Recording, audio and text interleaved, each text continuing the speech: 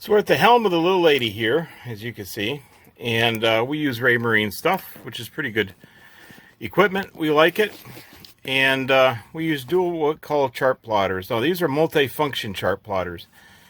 Back in the day, 15, 20 years ago, you'd have a separate screen for radar, you'd have a separate screen for your fish finder, you'd have a separate screen for whatever else, weather, okay, weather radar, stuff like that.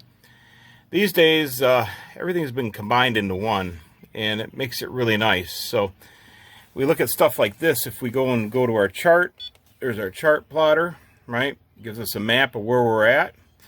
And then we can also go out and look at things like weather. Okay.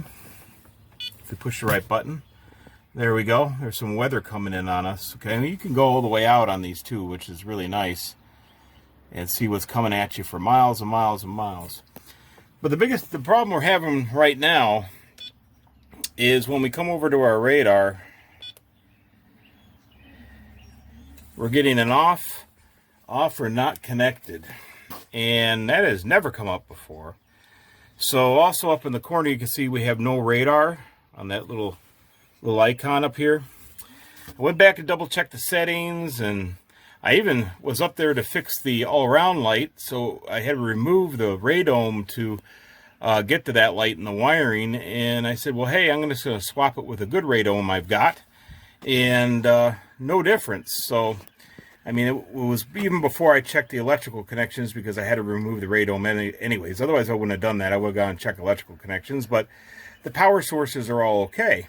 So what we ended up doing was throwing in another temporary, just through the window, radome cable, and Lord and behold, when I plug it in, it works. So looks like for whatever reason we've got a bad radome cable, and that's what we're going to change out today.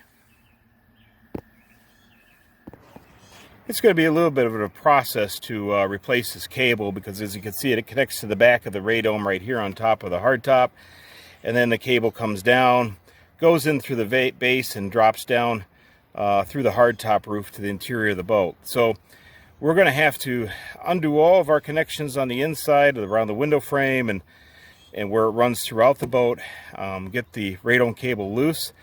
Then we're going to have to pull this out and feed in a fish tape wire at the same time, so we could pull the new radome cable through.